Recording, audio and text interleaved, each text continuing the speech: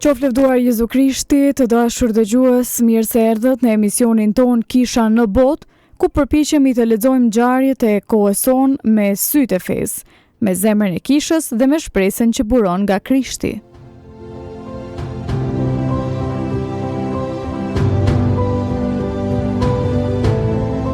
Sot ndalemi para plagës së hapur të Evropës, Ukrainës.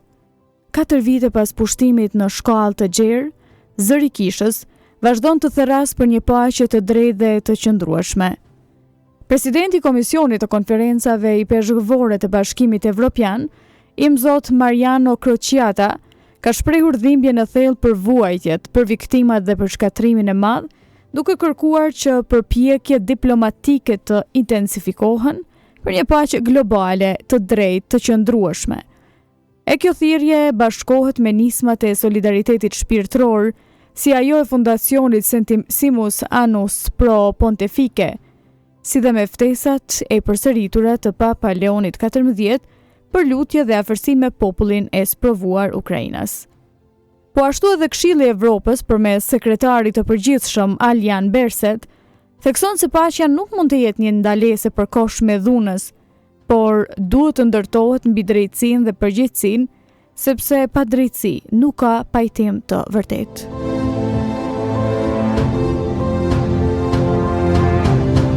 Nga dhimbja e luftës kalojmë tek shpresa e misionit, vizitë baritore atë Augustin Margjonit në Athinë dhe Korfuz për të takuar me Komitetin Katolik Shqiptar. Në një histori e migracionit të mbushur me sakrifica, shohim se si fjala e Zotit dhe sakramentet mbetën themeli që mban gjallë fenë e një populli edhe larg atëheut. Ndërsa në pjesën e tretë do të ndalemi në mesazhin e kreshmave, kohëkthimi, agjerimi, lëmoshe, lutjeje, një udhë shpirtërore që na edukon për dashuri më të thellë e më të pastër. E në fund një lajm gëzimi nga rajoni. Mbërritja në Shqipëri e nuncit të ri apostolik Imzot Miroslav Vadamski, shenjë e afërsisë së selisë së shenjtë me kishën vendase.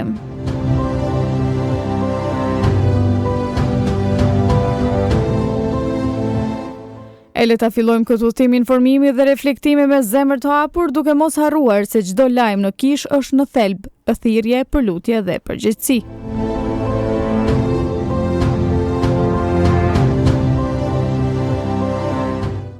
Ukrainë, Komeke BS, të intensifikohen përpjekjet për një paqe globale. Jam thellësisht të prekur nga zgjatja e luftës dhe nga pasojat e saj shkatrimtare, me kaq shumë të vdekur e të plagosur. Ndërsa vazhdojmë të kërkojmë Bashkimit Evropian dhe shteteve të intensifikojnë të gjitha përpjekjet diplomatike për të arritur një paqe globale të drejtë të qëndrueshme. Lutemi gjithashtu edhe për një proces të mirëfillt rindërtimi dhe pajtimi. Ukrainë, 4 vjet luftë. Jemi thellësisht të prekur nga zgjatja e luftës dhe nga pasojat e saj shkatrimtare, me kaq shumë të vdekur e të plagosur, me një shkatrim të përhapur dhe me një popullsi të tërë që pëson vuajtje të mëdha. Ndërsa vazhdojmë të kërkojmë Bashkimit Evropian dhe shteteve të tij anëtare të intensifikojnë të gjitha përpjekjet diplomatike për të arritur një paqe globale të drejtë dhe të qëndrueshme, lutemi gjithashtu edhe për një proces të mirëfillt rindërtimi dhe pajtimi. Kështu shpreh Imzot Mariano Crociata, president i Komisionit të Konferencave i Peshqërore të Bashkimit Evropian, në rastin e përvjetorit të 4 tragjik të pushtimit rus në shkallë të gjerë të Ukrainës.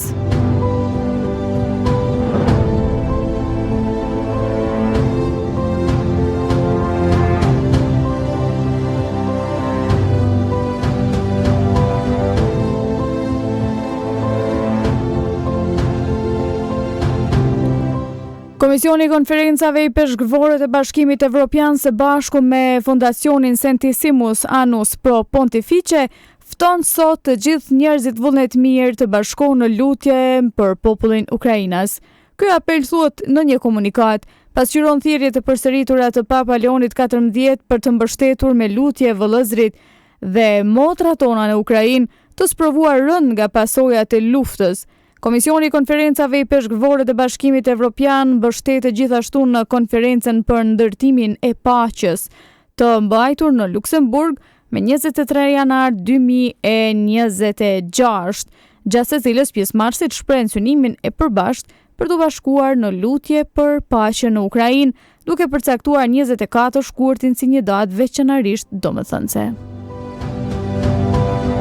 Në këtë kontekst, Komisioni i konferencave i peshkvorë të Bashkimit Evropian dhe Fondacioni Sanctissimus Annus Pro Pontificie inkurajojnë individët dhe komunitetet të bashkohen në lutje personalisht ose kolektivisht, duke i kërkuar Zotit dhuratën e paqes për kontinentin tonë dhe për botën, dhe duke ia besuar atij të gjithë ata që vazhdojnë të vuajnë për shkak të pasojave të luftës si shenjë solidariteti.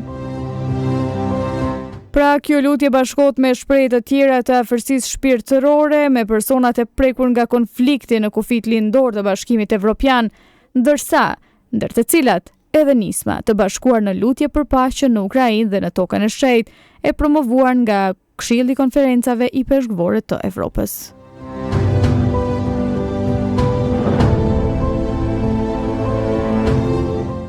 Atë margjoni në Athinë e Korfuz për të takuar me komunitetin katolik shqiptar.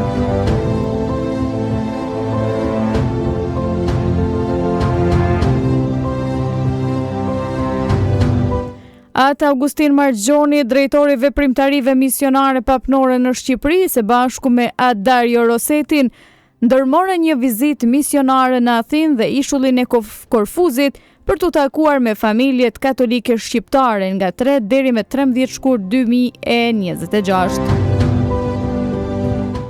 Vizita e të sëmurve, kremtimi i meshës së shenjtë në Shqip, sakramenti i rrëfimit dhe takimi me njerëzit ishin shtyllat e misionit nga 3 deri me 13 shkurt 2026 të atë Augustin Margjoni, drejtori i veprimtarive misionare papnore në Shqipëri, së bashku me atë Dario Roseti në Athinë dhe Korfuz, pra për të takuar me komunitetin katolik shqiptar. E mollësisht njoftimi atë Rok Shporaj, përgjegjës i komunikimit Albania, pra të ndjekim. Eksodi shqiptarëve në Greqi, i cili u intensifikua pas rënjes së komunizmit në vitin 1991, ishte një fenomen masiv migrator i nxitur nga arsye ekonomike, duke e transformuar Greqinë në një destinacion kryesor. Shumë vuajtje dhe shumë sfida për atë komunitet, falë Zotit dhe vullnetit të mirë të popullit, pas dekadash ata janë integruar mirë në shoqërinë greke, duke formuar pakicën më të madhe në vend. Statistikat e fundit të qeverisë greke tregojnë se ka midis 500.000 dhe 600.000 shqiptar të regjistruar në Greqi, përveç atyre që nuk janë të regjistruar, pra në gjithë vendin ka të paktën 50.000 deri në 60.000 katolik.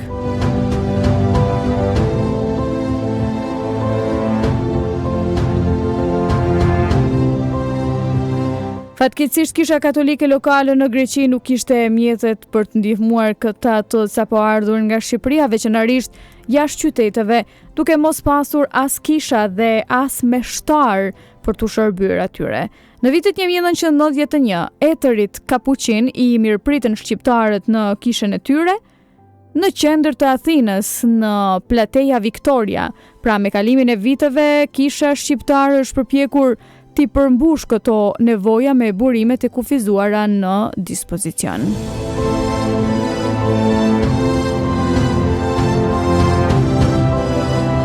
Kohët e fundit, katolikët shqiptar kanë ndjerë praninë e kishës shqiptare përmes misionave dhe fundjavëve të meshtare që shkojnë për vizitë. Pra, një zhvillim i kohëve të fundit janë misionet 3 mujore të kryera nga një grup motrash të Nën Terezës, e të cilat kanë rigjallëruar komunitetet famuljetare. Për disa vite, misionarët Vincencian kanë udhëhequr një mision 10 ditor në zonën e Selanikut 3 herë në vit. Në Athinë është i pranishëm Dom Thomas Thompson, pra një misionar që ka shërbyer në Shqipëri për vite me radhë. Në një ishull tjetër është i pranishëm një misionar polak Vincencian që ka kushtuar shumë vite shërbim në Shqipëri. E kohët e fundit, POM po punon pra në bashkëpunim me i peshkvind në Greqi për të organizuar më mirë misionin. Në fakt, vizitë misioni synon të gjithashtu të organizonte një mision në muajt në vijim. Ata Augustini shprehet u preka thellë nga gëzimi dhe dëshira që këto komunitete kanë për fjalën e Zotit dhe për praninë e meshtarëve shqiptar.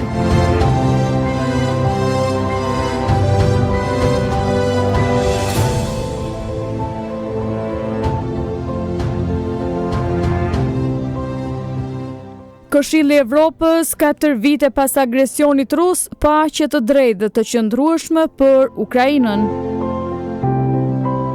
Ndërsa lufta hyn në vitin e saj të 5, viti 2026 duhet të jetë viti në të cilin paqja kthehet në Ukrainë. Por paqja nuk mund të jetë një pauzë e gjatë e dhunës. Ajo duhet të jetë e drejtë, e qëndrueshme dhe e siguruar nga garanci detyruese që nga përgjegjësia plot për agresionin.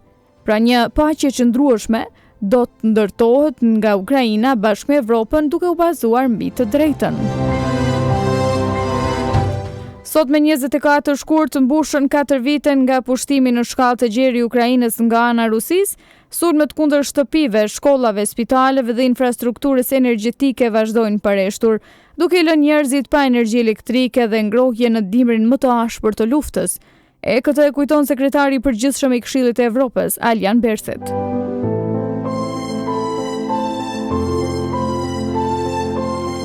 Ndërsa lufta hyn në vitin e saj të 5, viti 2026 duhet të jetë një vit në cilin paqja kthehet në Ukrainë.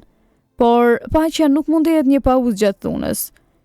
Ajo duhet të jetë e drejtë, e qëndrueshme dhe e siguruar nga garanci detyruese dhe nga përgjegjësia plot për agresionin. Një paqe qëndrueshme do të ndërtohet nga Ukraina bashkë me Evropën dhe bazuar mbi të drejtën.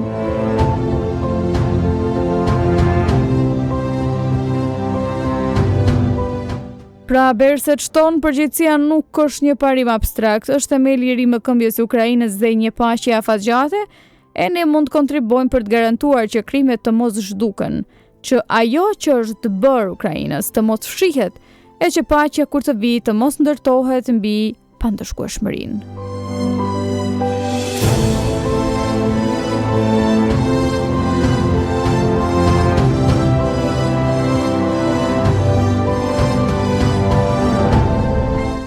Krezhmët na ftojnë t'ja hapim zemrën Zotit e të afërmit.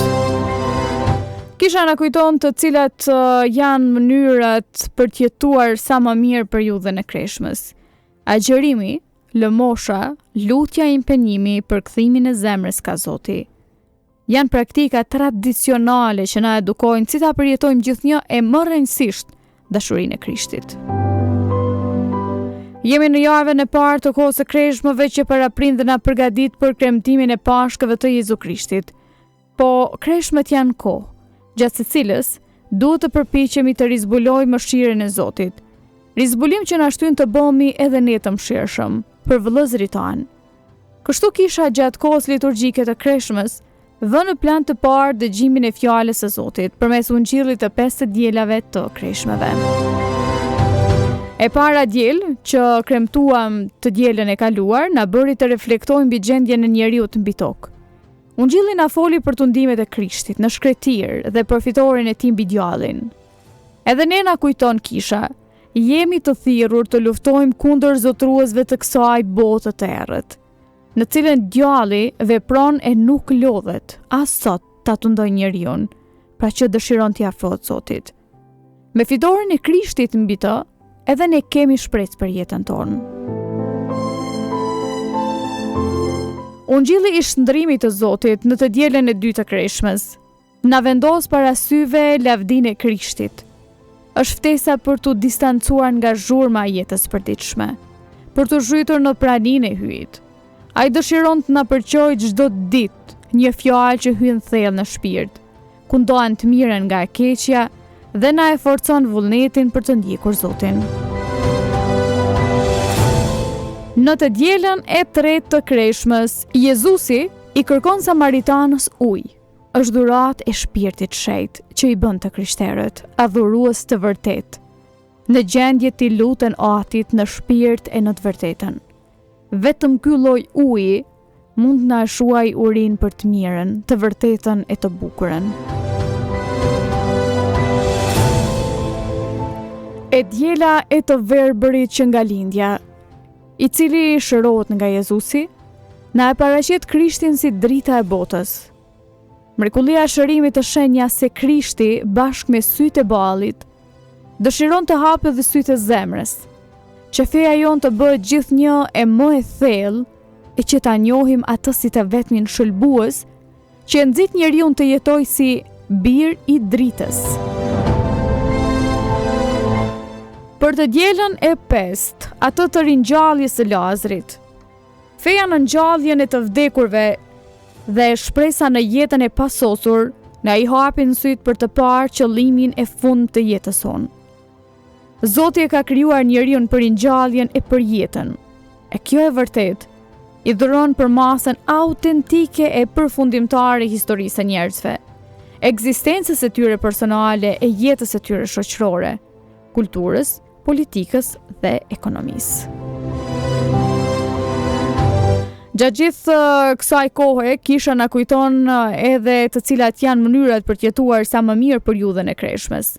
Agjërimi, lëmosha, lutja dhe impenjimi për kthimin e zemrës ka Zoti. Pra, janë praktika tradicionale që na edukojnë se si ta përjetojmë gjithnjë e më rëndësisht dashurinë e Krishtit. Me anë të agjërimit, duke u privuar nga diçka, mësohemi të largojmë vështrimin nga vetvetja për të zbuluar dikë tjetër, Zotin në të afërmit tanë.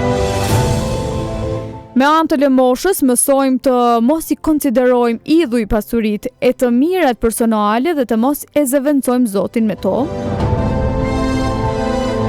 Me anë të lutjes, mësojmë të gjejmë kohë për Zotin, të hyjmë në bashkim intim me të, të shpresojmë pa u zhgënjur në jetën e amshuar që ai na ofron. Ndërsa kthimi në rrugën e Zotit do të thotë ta lejojmë shpirtin shejt Zot të na shndërrojë si shënpali në rrugën e Damaskut, të na orientojë jetën sipas vullnetit të Zotit atë, të na çlirojë nga egoizmi e nga instinkti i dominimit mbi të tjerët, dhe të na hap zemrën për bamirësinë e dashurinë e Krishtit.